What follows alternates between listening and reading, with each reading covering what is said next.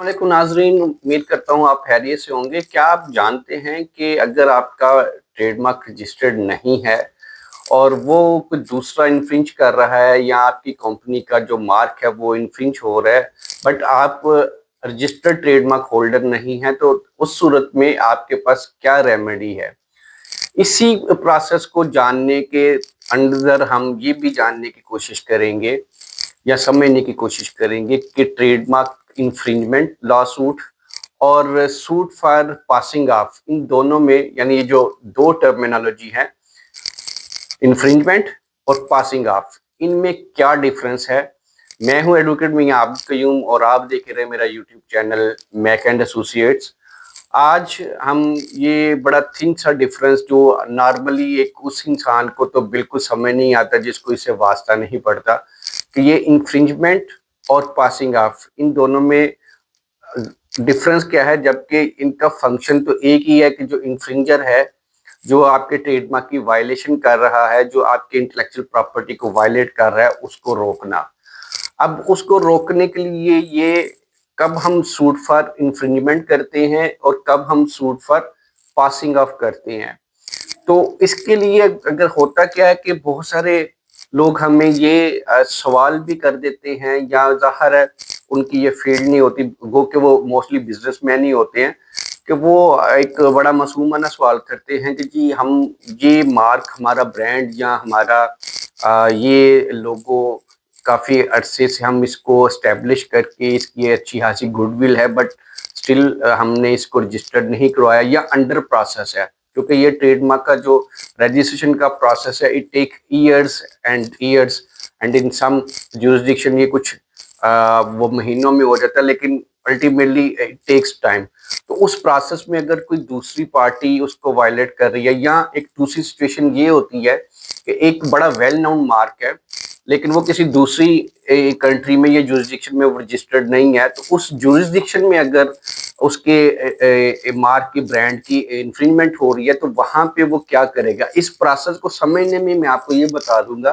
कि इन्फ्रिंजमेंट और passing of में क्या फ़र्क है। तो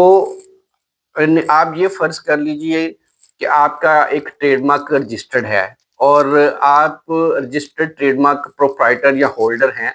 अब आपके उस ट्रेडमार्क की वायलेशन हो रही है। अब वायलेशन को रोकने के लिए आपके पास, अगर पाकिस्तान में है तो आपके पास क्रिमिनल रेमेडी भी है, यानी जिसे हम फौजदारी प्रोसीडिंग कहते हैं, क्रिमिनल प्रोसीडिंग कहते हैं, उसके अंडर आप एफआईआर भी रजिस्टर्ड करवा सकते हैं। और आप सूट फॉर इन्फ्रिंजमेंट में भी जाके इंजेक्टिव ऑर्डर जो है वो स्टे की प्रोसीडिंग भी इनिशिएट करवा सकते हैं और साथ डैमेजेस भी क्लेम कर सकते हैं। अब सवाल ये पैदा होता है, जो मैंने आपको स्टार्ट में बताया, कि बड़े सारे लोग ये कहते हैं कि अब हम करें क्या, हमारा तो ट्रेडमार्क रजिस्टर्ड नहीं है, हमने कभी अप्लाई किया ही नहीं है, या हमने अप्लाई किया हुआ लेकिन उसको भी टाइम लगेगा रजिस्टर्ड होने में, तो अब हम क्या करें, कैसे रोकें जो हमारी वायलेशन हो रही है उस इन्फ्रिंजर को, इंडिविजुअल को, या वो कोई अगर दूसरी कंपनी है या एक से ज्यादा लोग हैं, तो उनको किस तरह से इस इन्फ्रिंजमेंट से रोका जाए। हमारा तो ट्रेडमार्क रजिस्टर्ड नहीं, अब वो क्रिमिनल प्रोसीडिंग तो नहीं कर सकते under the Pakistani trademark law, but they have the right to file a suit for passing off and stop the infringer by filing the suit of passing off and taking the stay order from the IP tribunal।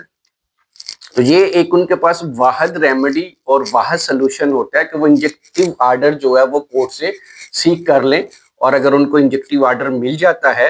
अब passing of के suit में, तो उस situation में वो violators को बड़ा effectively रोक पाएंगे। तो यहाँ हम ये देख रहे हैं कि अगर आप रजिस्टर्ड ट्रेडमार्क होल्डर हैं, या अगर आपका इंडस्ट्रियल डिजाइन है, पेटेंट है, जो भी है,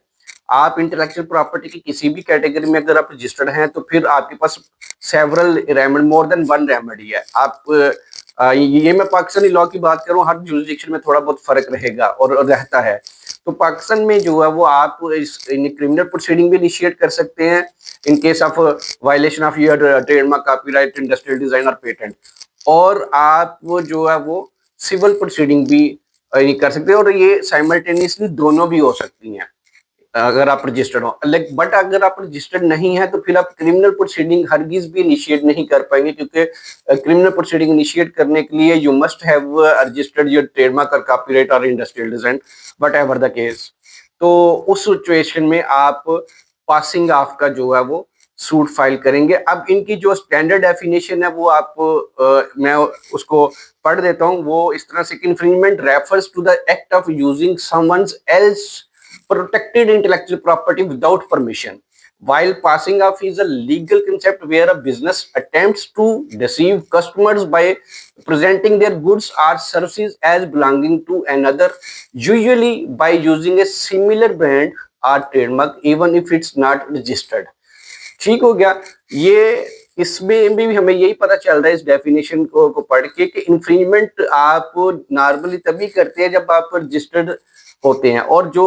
पासिंग ऑफ का सिचुएशन है, पासिंग ऑफ सिंपली आप उसको इस तरह से समझ लीजिए कि आपकी गुड्स को इस तरह से सेल कर रहा है कि वो ये इंप्रेशन दे रहा है कि अपने इन कंज्यूमर्स को या अपने बायर्स को कि ये गुड्स जो है मैं सेल कर रहा हूँ, वो होती तो उसकी नहीं है, लेकिन वो ये प्रिटेंड कर रहा होता है या वो डिसेप्शन कर रहा होता है on the part of public कि ये गुड्स जो है ये ABC की ही है। ठीक है, यानी ये वो ही ओन करता है, जबकि वो उसकी होती नहीं है, वो उसकी यानी वो मार्क उसका नहीं होता, वो ब्रांड उसका नहीं होता, लेकिन वो अपना करके यानी वो पास ऑफ कर रहा होता है, वो पासिंग ऑफ का एक अमल कर रहा होता है। तो इसलिए जब आप रजिस्टर्ड नहीं है तो इस आपके पास जो है वो सिर्फ पासिंग ऑफ का ही एक सूट की ऑप्शन रह जाती है। तो वो उसके अलावा आपके पास कोई हल होता नहीं है। तो ज्यादा सिचुएशन जो है वो बेहतर जो है वो वही होती है कि अगर आप रजिस्टर्ड हैं तो फिर आप इफेक्टिव रेमेडी है आपके पास इन्फ्रिंजमेंट सूट के। मैंने सारा आपको बताया कि उसमें दोनों कार्रवाई हो सकती हैं। तो जब आप रजिस्टर्ड नहीं है तो फिर आपके पास पासिंग ऑफ के अलावा कोई ऑप्शन होती नहीं है। तो ये हमारी ही यानी जुरिस्डिक्शन का मैंने आपको बताने की कोशिश की कि ये अगर आप इन्फ्रिंजमेंट इन्हें कब करेंगे और पासिंग ऑफ कब करेंगे। और ये समटाइम्स ऐसी सिचुएशन होती है या ऐसी सूरत हाल बन जाती है कि हम एक ही दावा में दोनों चीजें जो है वो इन्हें कोर्ट से क्लेम कर रहे होते हैं, यानी suit for infringement and passing of हम इकट्ठा भी अमूमन फाइल कर देते हैं, क्योंकि जो रिस्पोंडेंट या डिफेंडेंट होता है वो ये दोनों अमल जो है वो इकट्ठे कर रहा होता है कि वो हमारा रजिस्टर्ड ट्रेडमार्क को वायलेट भी कर रहा होता है और हमारी गुड्स को वो एक धोखे के दही के साथ डिसेप्शन के अमल के साथ उसको पास ऑफ करने की कोशिश कर रहा होता है। तो उस सूरत में हम इकट्ठा जो है वो फाइल कर देते हैं। तो आई होप कि आपको इन्फ्रिंजमेंट और पासिंग ऑफ की जो है वो बेसिक अंडरस्टैंडिंग होगी कि इनको कब हम सूट फॉर इन्फ्रिंजमेंट फाइल करते हैं और कब हम इन suit for passing off file कर। इन्फ्रिंजमेंट और पासिंग ऑफ की जो इन टर्मिनोलॉजी है उनमें डिफरेंस क्या है। तो उम्मीद करता हूं कि आपको वीडियो अच्छी लगी है तो इसको शेयर कीजिए। आपका कोई क्वेश्चन है तो वो हमें कमेंट सेक्शन में पूछिए। बराए मेहरबानी फोन से अवॉइड कीजिए, हमें इसके ऊपर व्हाट्सएप पे टेक्स्ट नहीं करें, कॉल नहीं करें। आपका जो सवाल है वो कमेंट सेक्शन में पूछिए, हम हर सूरत उसका आपको आंसर करेंगे ताकि बाकी लोग भी बेनिफिट जो है उसे उठा सके। तो मिलते हैं अगली किसी दूसरी वीडियो में, तब तक अपना दोस्तों सबका ख्याल रखिएगा। टेक केयर जी, अल्लाह हाफिज।